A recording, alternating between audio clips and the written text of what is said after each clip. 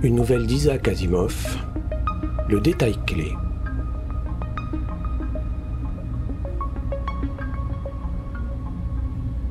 Jack Weaver sortit des entrailles de Multivac avec un air visiblement las et dégoûté. Depuis son tabouret où l'autre montait une garde impassible, Don Emerson demanda « Rien ? Rien, dit Weaver. Rien, rien, rien, personne ne trouve ce qui ne va pas. Excepté que ça ne fonctionne pas, tu veux dire ? Tu n'es d'aucun secours à rester assis là. Je réfléchis. Ah, tu réfléchis. Weaver découvrit une canine d'un côté de sa bouche. Emerson s'agita avec impatience sur son tabouret. Pourquoi pas ? Il y a 6 équipes de spécialistes en ordinateur qui rôdent dans les couloirs de Multivac. Cela fait 3 jours qu'ils n'ont rien déniché. N'as-tu pas besoin de quelqu'un pour réfléchir ?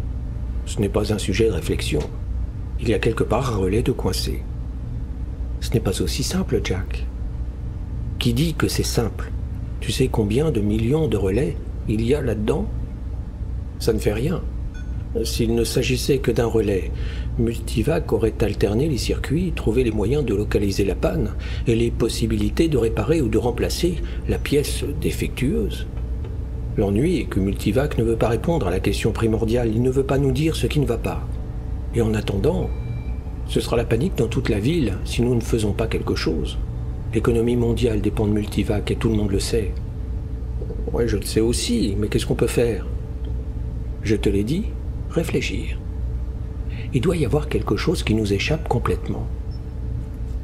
Écoute, Jack, il n'y a pas eu en 100 ans un seul grand spécialiste des ordinateurs qui ne se soit consacré à rendre Multivac encore plus complexe. Il peut tellement de choses maintenant, bon sang, il peut même parler et écouter. Il est pratiquement aussi complexe qu'un cerveau humain, alors pourquoi comprendrions-nous Multivac ? Allons donc, bientôt tu vas me dire que Multivac est humain ? Pourquoi pas ? Emerson s'absorba dans ses pensées et parut se recueillir. Maintenant que tu en as parlé, pourquoi pas ? Pouvons-nous savoir si Multivac n'a pas franchi la mince ligne de démarcation où il a cessé d'être une machine pour commencer à être humain ? Existe-t-il en cette matière une ligne de démarcation ? Si le cerveau est simplement plus complexe que Multivac, si nous continuons à rendre Multivac plus complexe encore, n'y a-t-il pas un point où... Il marmonna puis se tut. « Mais où veux-tu en venir ? Suppose, dit Weaver avec impatience, que Multivac soit humain. En quoi cela nous aide-t-il à trouver ce qui l'empêche de fonctionner ? Pour une raison humaine peut-être. Suppose qu'on t'interroge toi sur le cours probable du blé l'été prochain et que tu ne répondes pas. Pourquoi ne répondrais-tu pas ? Parce que je n'en saurais rien. Mais Multivac, lui, le saurait. Nous lui avons fourni tous les éléments. Il peut analyser à l'avance les saisons, la politique, l'économie. Nous savons qu'il le peut, et il l'a déjà fait. D'accord. Suppose que je t'ai posé la question, que tu connaisses la réponse, et que tu ne me l'aies pas donnée. Alors pourquoi ? Parce que j'ai une tumeur au cerveau, grogna Weaver. Parce que j'ai été assommé, parce que j'étais sous, parce que, bon Dieu, mon mécanisme était en panne. C'est exactement ce que nous essayons de découvrir avec Multivac. Nous cherchons où son mécanisme est tombé en panne. Nous cherchons le détail clé.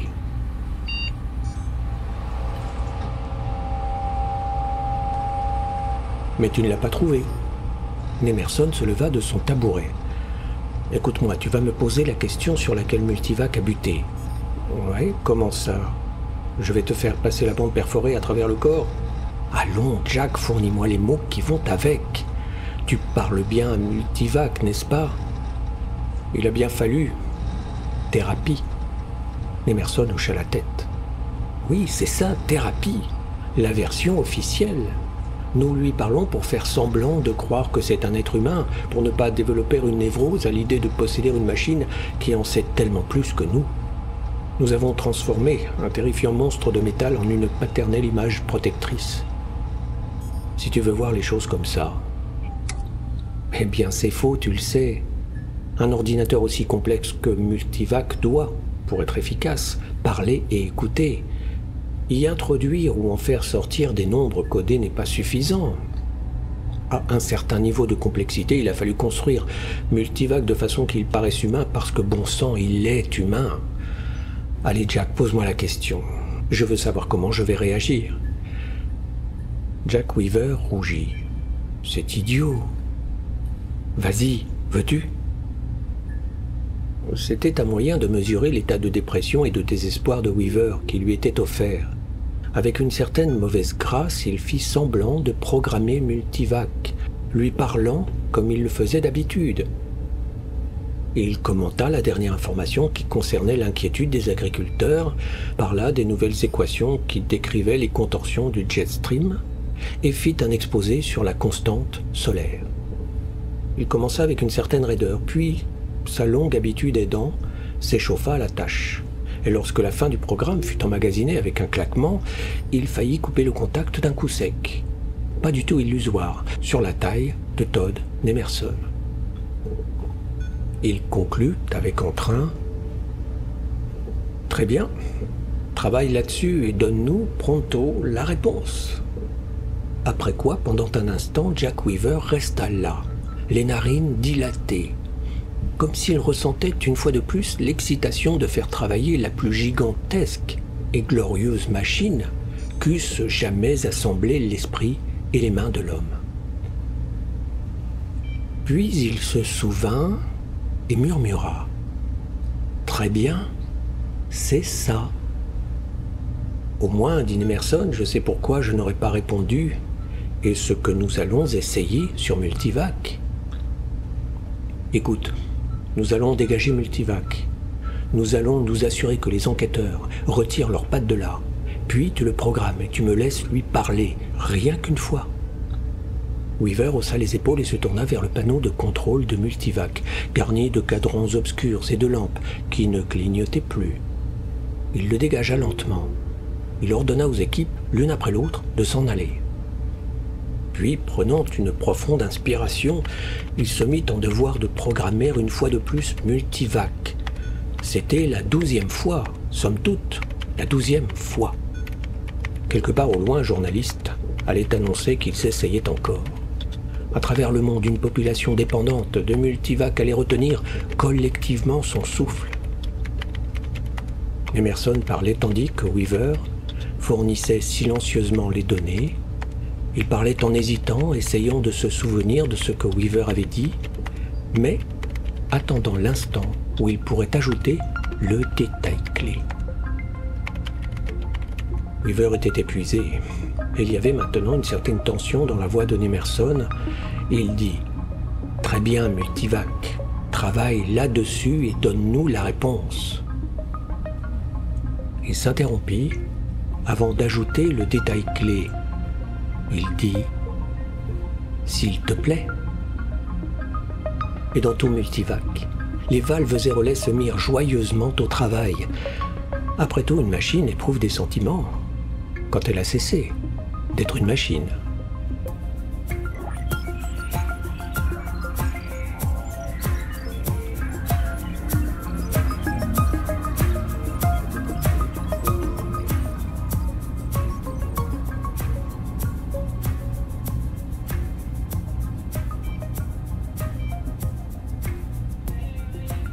La dernière question fut posée pour la première fois presque en manière de plaisanterie le 21 mai 2061, à une époque où l'humanité faisait ses premiers pas dans la lumière.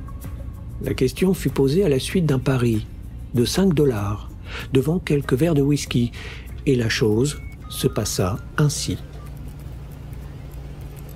Alexander Adel et Bertram Loupoff étaient deux des fidèles serviteurs de Multivac.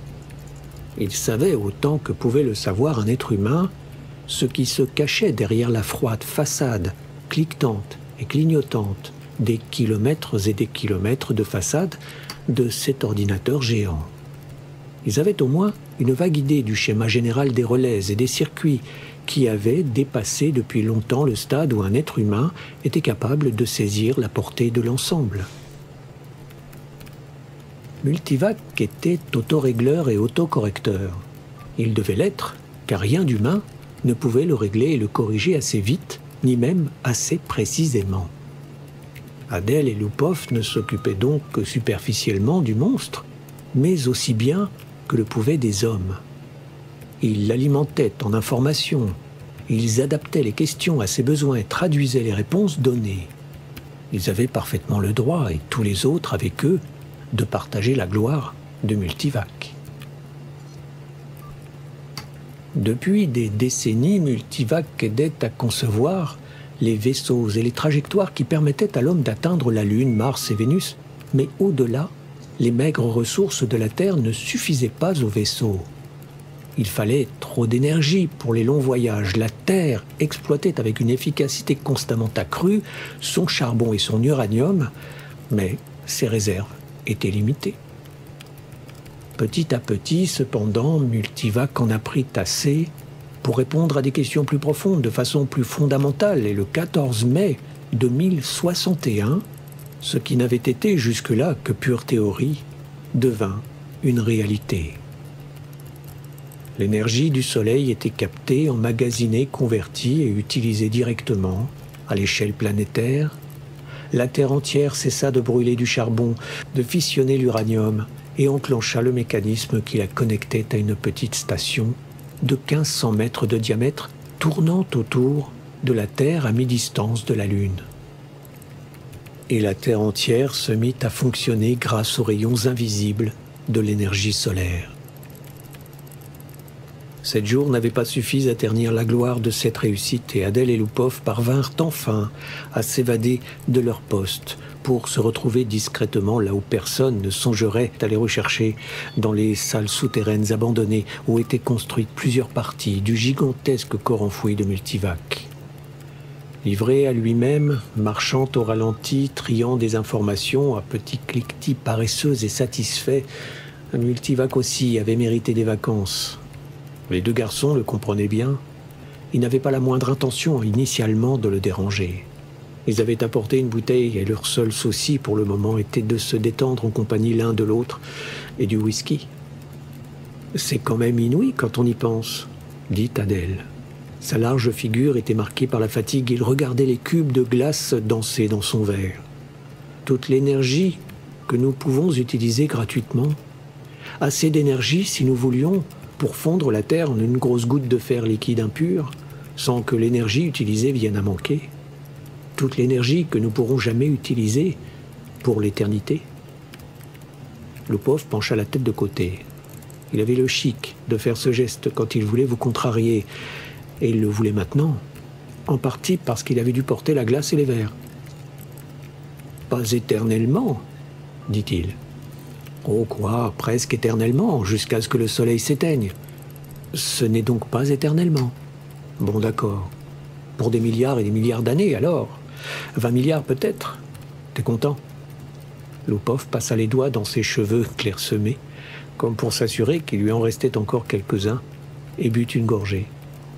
20 milliards d'années, ce n'est pas éternellement. Ça durera au moins tout notre temps à nous. Le charbon et l'uranium aussi. Bon, d'accord, mais à présent, nous pouvons brancher chaque vaisseau sur la station solaire et il sera capable d'aller jusqu'à Pluton 1 million de fois sans avoir à se soucier de faire le plein. On ne peut pas faire ça avec le charbon et l'uranium. Demande à Multivac si tu ne me crois pas. Je n'ai pas besoin de demander à Multivac, je le sais. Alors arrête de débiner ce que Multivac a fait pour nous, dit Adèle en s'emportant. Il a été très bien. Ah, qui dit le contraire? Ce que je dis, c'est qu'un soleil ne dure pas éternellement. C'est tout ce que je dis. Nous sommes tranquilles pour 20 milliards d'années, mais ensuite, dit Loupov, en pointant vers son camarade un doigt légèrement tremblant. Et ne va pas me raconter qu'on se branchera sur un autre soleil. Un silence tomba, qui dura un moment. Adèle ne portait qu'occasionnellement son verre à ses lèvres et les yeux de Loupov se fermaient lentement. Il se reposait. Enfin, Loupov ouvrit brusquement les yeux. « Tu penses que nous nous brancherons sur un autre soleil quand le nôtre sera fini, hein? Moi, je ne pense rien. »« Bien sûr que si. Tu es faible côté logique, c'est ça ton drame. Tu es comme le type dans l'histoire qui est surpris par une brusque averse et qui court sous un bosquet d'arbres. Il ne se fait pas de soucis, tu comprends, parce qu'il se dit qu'une fois que la pluie aura traversé son arbre, il se mettra sous un autre. Ouais, j'ai pigé, dit Adèle. Ne crie pas. Quand le soleil sera fichu, les autres étoiles disparaîtront aussi. Je te crois, marmonna Loupoff. Tout a eu un commencement dans l'explosion cosmique originelle et faudra que ça finisse quand les étoiles s'éteindront. Il y en a qui s'usent plus vite que les autres, les géantes, tiens. Elles ne vont pas durer 100 millions d'années. Le soleil durera 20 milliards d'années, les naines peut-être 100 milliards, pour ce qu'elles valent. Mais donne-nous juste 1 trillion d'années, et tout deviendra noir. L'entropie doit croître au maximum, c'est tout. Je sais tout ce qu'il y a à savoir de l'entropie, déclara Adèle en se drapant dans sa dignité. Ne me fais pas rigoler, j'en sais autant que toi. Alors tu sais que tout doit s'user un jour. Bon, d'accord, qui a dit que ça ne s'userait pas? Toi, pauvre imbécile, tu as dit que nous avions toute l'énergie dont nous avions besoin pour l'éternité. Tu as dit l'éternité. Ce fut au tour d'Adèle de devenir contrariant. Nous pourrons peut-être reconstruire les choses un jour, dit-il. Jamais? Pourquoi pas un jour? Demande à Multivac. Jamais. Allez, demande à Multivac, chiche, 5 $, que ce n'est pas possible. Adèle était juste assez ivre pour essayer, juste assez lucide pour composer les symboles et les opérations nécessaires à une question qui, avec des mots, aurait pu correspondre à ceci. Est-ce que l'humanité sera capable un jour, sans dépense d'énergie, de rendre au soleil sa jeunesse, même après qu'il sera mort de vieillesse? Ou peut-être plus simplement, comment l'entropie de l'univers peut-elle être amenée à décroître massivement? Multivac devint aussitôt inerte et silencieux. Le lent clignotement des voyants cessa. Les sons lointains des relais se turent. Enfin, au moment où les 2 hommes effrayés ne pouvaient plus retenir leur respiration, le téléscripteur fixé à cette partie de Multivac s'anima brusquement. 5 mots y étaient imprimés. Information insuffisante pour réponse significative. Pas encore, chuchota Loupoff.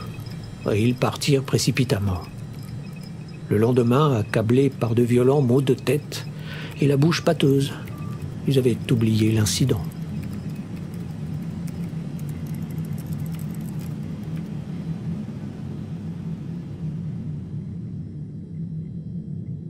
Gérode, Gérodine et Gérodette 1 et 2 regardèrent changer l'image étoilée dans le visipanneau alors que le passage dans l'hyperespace se terminait dans son hiatus de non-temps. Tout à coup, le poudroiement régulier des étoiles fit place à la prédominance d'un seul disque éblouissant en plein centre. « Voilà X-23 », annonça Gérode avec assurance. Il serrait ses mains maigres dans son dos, si fort que les articulations étaient blanches. Les petites Gérodettes, 2 filles, venaient de passer pour la première fois dans l'hyperespace, et elles étaient intimidées par la sensation momentanée de retournement total de leur corps. Elles étouffèrent de rire, nerveux, et se mirent à courir comme des folles autour de leur mère en glapissant. « Nous avons atteint X-23 ! Nous avons atteint X-23 ! Nous !»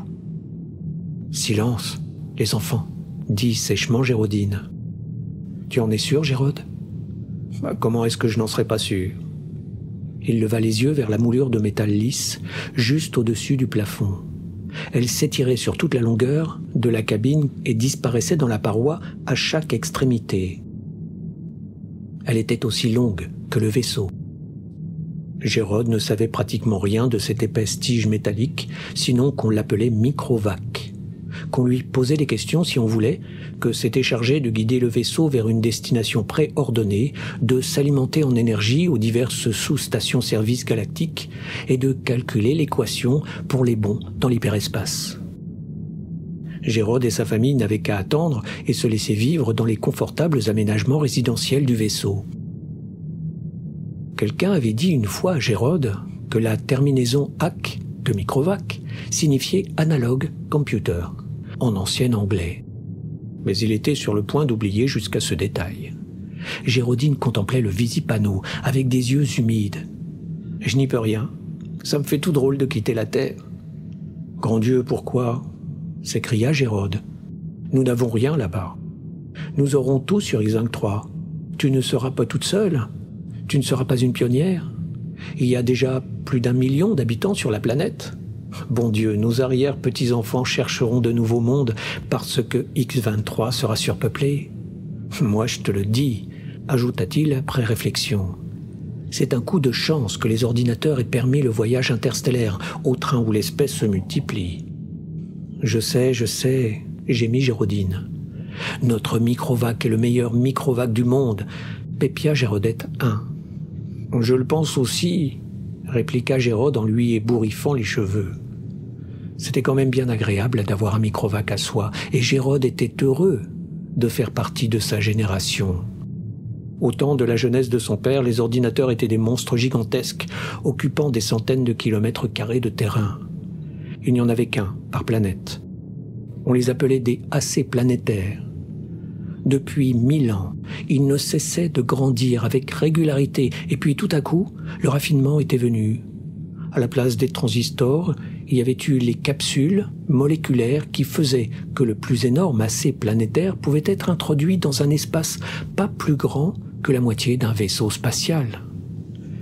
Gérode débordait d'exaltation, comme toujours, quand il pensait que son microvac personnel était infiniment plus complexe que l'ancien et primitif multivac qui, le premier, avait domestiqué le Soleil et presque aussi compliqué que l'AC planétaire de la Terre, le plus grand, qui avait résolu le problème du voyage hyperspatial et rendu possible les voyages vers les étoiles.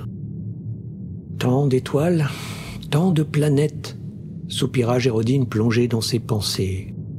Je suppose que des familles vont émigrer éternellement vers de nouvelles planètes, comme nous, aujourd'hui. Pas éternellement, dit Gérode avec un sourire. Tout s'arrêtera un jour, mais pas avant des milliards d'années. Même les étoiles s'usent, tu sais. L'entropie doit augmenter. Qu'est-ce que c'est l'entropie, papa ? Dit Gérodette 2. L'entropie, mon petit lapin, ce n'est qu'un mot qui signifie la dégradation de l'univers. Tout se dégrade, tu sais. Comme ton petit robot walkie-talkie, tu te souviens ? Tu ne peux pas mettre une unité d'énergie neuve, comme pour mon robot, papa ? Les étoiles sont elles-mêmes les unités d'énergie, ma chérie. Une fois qu'elles disparaîtront, il n'y aura plus d'unité d'énergie. Gérodette 1 se mit alors à hurler. « Ne les laisse pas faire, papa, ne les laisse pas s'user !»« Ah, regarde ce que tu as fait !» grommela Gérodine exaspérée. « Comment pouvais-je deviner que ça leur ferait peur ?» chuchota Gérode. « Demande à Microvac !» sanglota Gérodette 1. « Demande-lui comment rallumer les étoiles. »« Vas-y, conseilla Gérodine. Ça les calmera. » Gérodette 2 commençait à sangloter à son tour. Gérode haussa les épaules. « Bon, d'accord, je vais lui demander à Microvac. Ne vous inquiétez pas, il nous le dira. » Il posa la question à Microvac en ajoutant vivement « Imprime la réponse ». Gérode cacha dans sa main l'étroite bande de cellofilm et annonça gaiement « Vous voyez, le Microvac dit qu'il s'occupera de tout le moment venu. Alors ne vous faites pas de soucis. Et maintenant les enfants, c'est l'heure de dormir. Nous serons bientôt dans notre nouveau foyer. » Gérode regarda les mots imprimés sur le cellofilm avant de le détruire. Information insuffisante pour réponse significative. Il haussa les épaules et regarda le visipanneau. X23 était juste devant lui.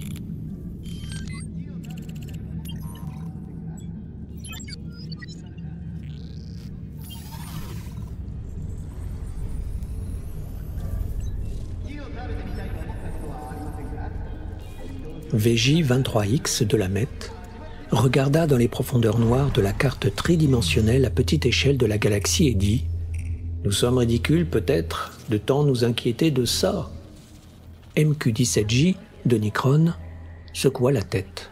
« Je ne crois pas. Tu sais qu'à l'allure actuelle de l'expansion, la galaxie sera bondée d'ici 5 ans. » Tous deux paraissaient avoir une vingtaine d'années. Ils étaient tous deux grands et parfaitement formés. « Quand même, dit VJ23X, j'hésite à présenter un rapport pessimiste au Conseil galactique. Je ne puis en envisager aucun autre. Il faut les secouer. Nous devons les secouer. VJ23X soupira.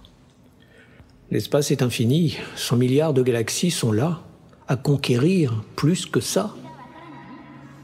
100 milliards, ce n'est pas l'infini, et ça devient de moins en moins infini. Réfléchis. Il y a 20 000 ans, l'humanité a enfin résolu le problème de l'utilisation de l'énergie stellaire. Et quelques siècles plus tard, le voyage interstellaire est devenu possible. Il a fallu à l'homme 1 million d'années pour remplir un petit monde, et ensuite seulement 15 000 ans pour occuper le reste de la galaxie. Or, la population double tous les 10 ans.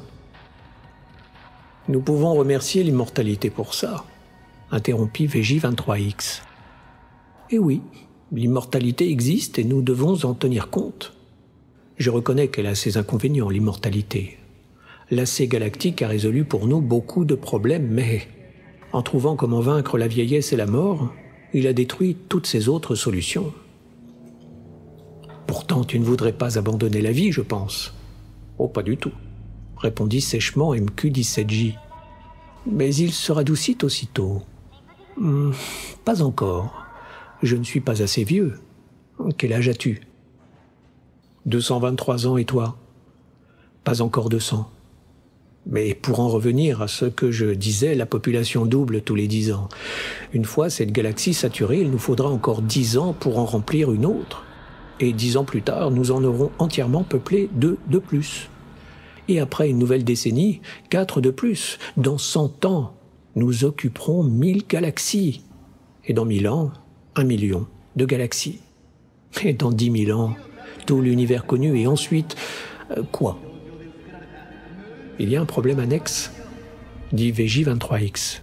Celui des transports. Je me demande combien d'unités d'énergie solaire seront nécessaires pour déplacer des galaxies d'individus d'une galaxie à la suivante.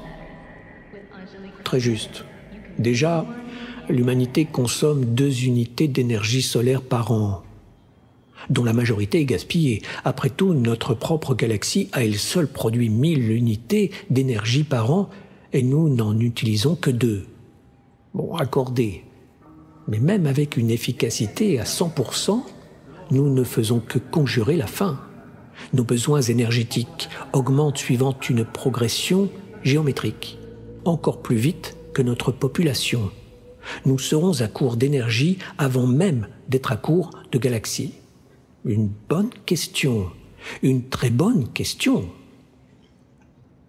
Il nous faudra simplement construire de nouvelles étoiles à partir des gaz interstellaires, ou à partir de la chaleur dissipée, suggéra ironiquement MQ-17J.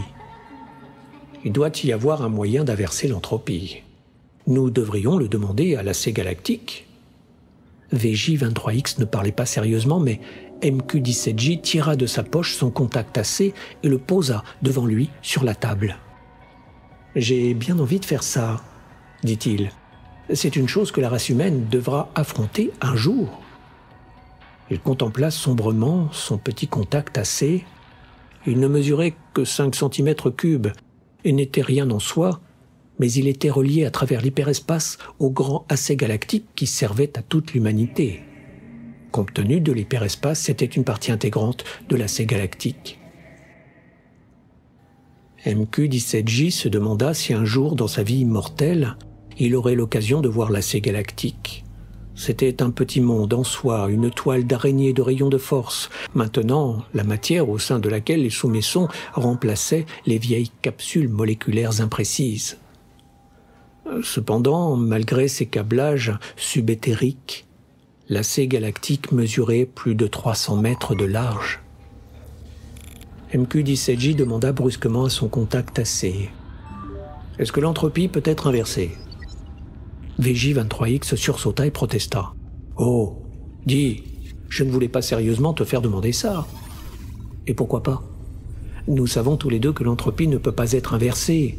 On ne peut pas retransformer la fumée et la cendre en arbres. »« Et est-ce que tu as des arbres dans ton monde ?» demanda MQ-17J. Le bruit de l'AC galactique les réduisit au silence. Sa voix s'éleva, belle et ténue, du petit contact AC sur la table, et elle dit L'information est insuffisante pour une réponse significative. « Bon, tu vois » s'exclama VJ23X. Sur quoi les deux hommes retournèrent à l'affaire du rapport qu'ils devaient présenter au Conseil galactique.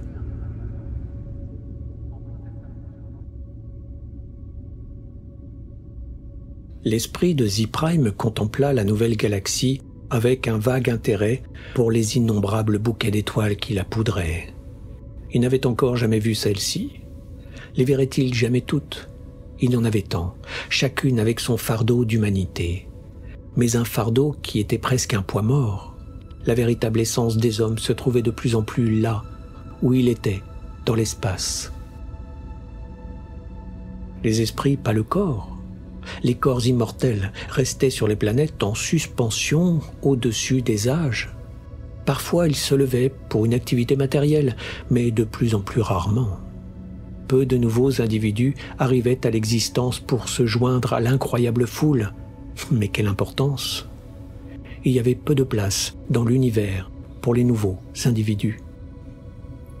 Z-Prime fut arraché à ses réflexions en croisant les vrilles impalpables d'un autre esprit.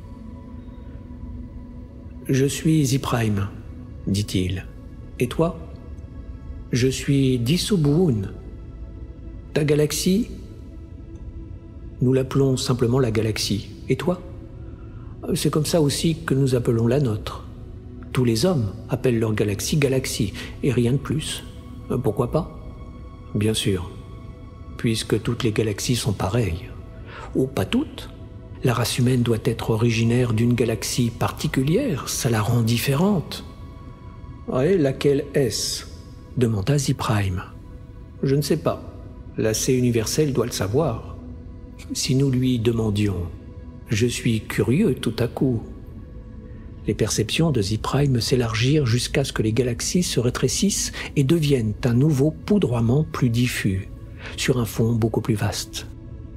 Il y en avait des centaines de millions, toutes avec leurs êtres immortels, portant toute leur cargaison d'intelligence, avec des esprits qui voyageaient librement à travers l'espace.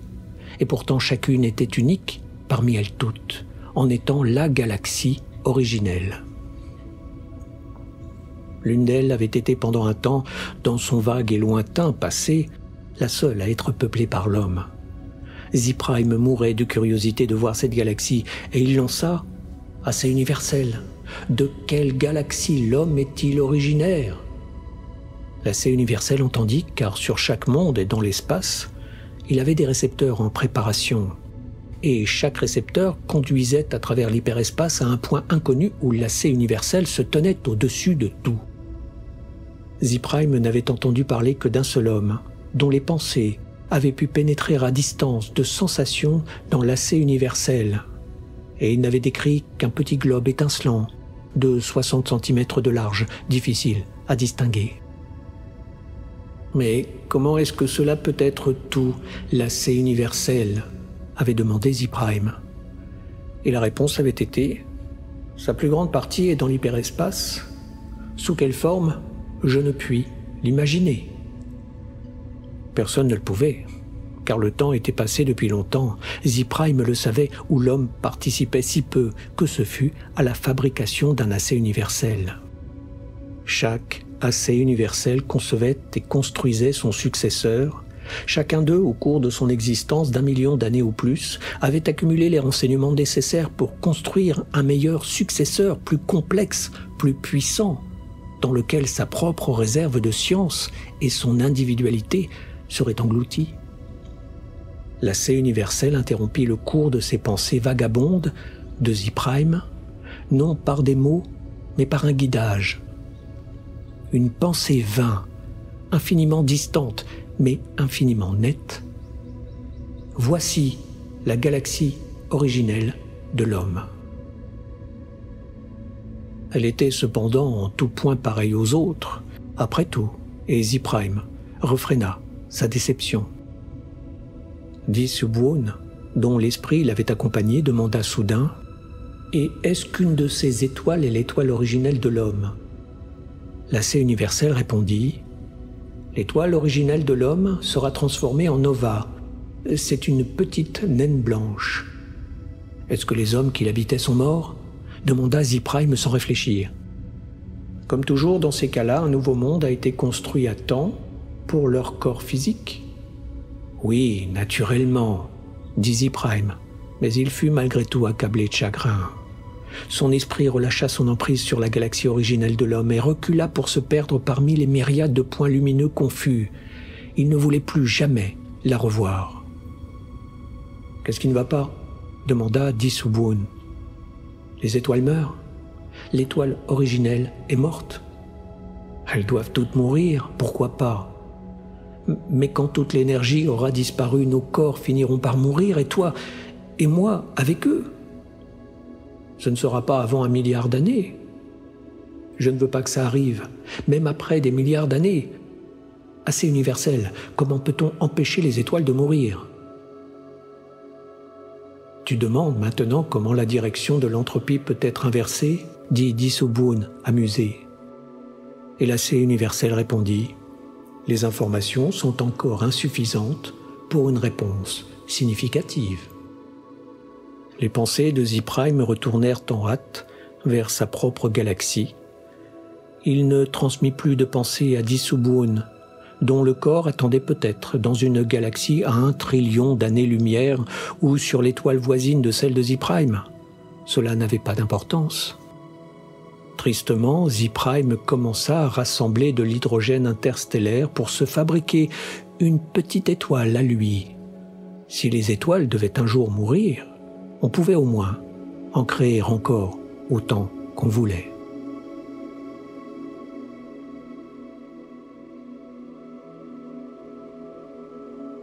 L'homme se mit à se considérer lui-même car, dans un sens, l'homme mentalement était un.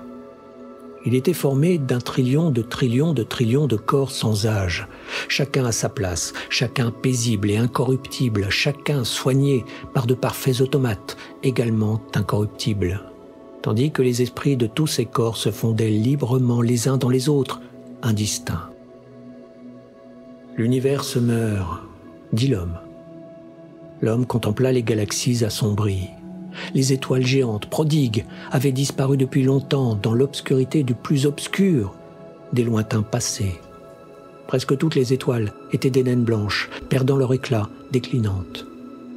De nouvelles étoiles avaient été construites avec la poussière entre les étoiles, certaines par des processus naturels, d'autres par l'homme lui-même, et celles-là s'en allaient aussi. Il arrivait que des naines blanches entrent en collision. Les forces énormes ainsi libérées créaient des étoiles neuves, suivant un taux d'une seule pour 1000 naines détruites, et celle-là aussi finirait. L'homme dit « Soigneusement économisée, sous la direction de l'assez cosmique, l'énergie qui reste encore dans tout l'univers durera des milliards d'années, mais malgré cela, elle finira par disparaître. De quelque manière qu'on l'épargne, de quelque manière qu'on la fasse durer, l'énergie, une fois dépensée, n'existe plus et ne peut être reconstituée. L'entropie doit augmenter éternellement vers le maximum. » L'homme dit « L'entropie peut-elle être inversée ? Demandons à l'assez cosmique. » L'assez cosmique les entourait, mais pas dans l'espace. Pas un de ces fragments n'était dans l'espace, il se trouvait dans l'hyperespace, et il était fait d'autre chose que de matière ou d'énergie. La question de sa taille et de sa nature n'avait plus aucune signification, sinon en des termes incompréhensibles pour l'homme. « Assez cosmique ?» demanda l'homme.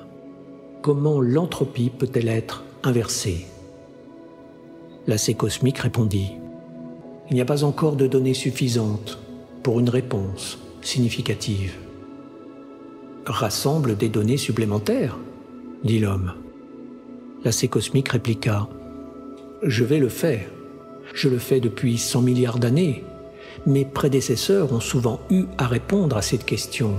Toutes les données que j'ai demeurent insuffisantes. »« Est-ce qu'un temps viendra, demanda l'homme, où les données seront suffisantes, où le problème est-il insoluble, dans tous les cas concevables ? aucun problème n'est insoluble, dans tous les cas concevable. Quand auras-tu suffisamment de données pour répondre à la question ?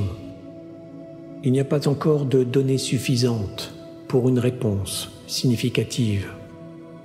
Est-ce que tu vas continuer à y travailler ? Demanda l'homme. Je continuerai, répliqua l'AC cosmique. Nous attendrons, dit l'homme.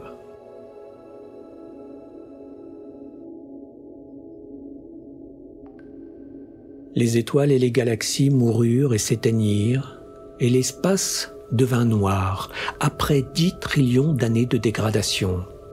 Un par un, l'homme fusionna avec l'AC, chaque corps physique perdant son identité mentale de telle façon que ce n'était pas une perte, mais un gain. Le dernier esprit de l'homme hésita avant la fusion, en contemplant un espace qui ne contenait rien que les restes d'une dernière étoile obscure, et une masse de matière incroyablement mince, agitée au hasard par les extrémités d'une vague de chaleur baissant, asymptomatique, vers le zéro absolu. L'homme demanda « Assez, est-ce la fin ? Ce chaos peut-il être inversé une fois de plus à un univers ? Est-ce que cela ne peut être fait ?» L'AC répondit « Il n'y a pas encore de données suffisantes pour une réponse significative. » Le dernier esprit de l'homme fusionna et seul l'AC exista, et cela dans l'hyperespace.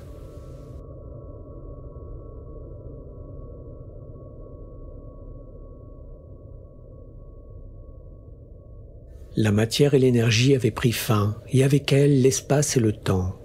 Même l'AC n'existait plus que pour la toute dernière question qui n'avait pas obtenu de réponse depuis qu'un technicien à moitié ivre l'avait posée 10 trillions d'années plus tôt à un ordinateur qui était à l'AC infiniment moins que ce qu'était un homme pour l'homme. Toutes les autres questions avaient obtenu des réponses et tant qu'il n'y en avait pas à cette dernière question, l'AC ne pourrait libérer son conscient.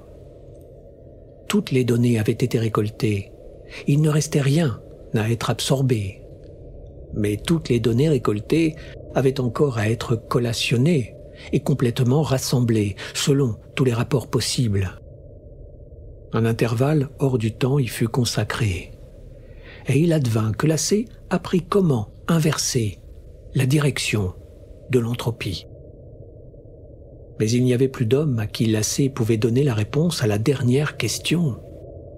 Peu importait. La réponse y pourvoirait par démonstration. Pendant une autre période hors du temps, l'AC réfléchit au meilleur moyen de s'y prendre.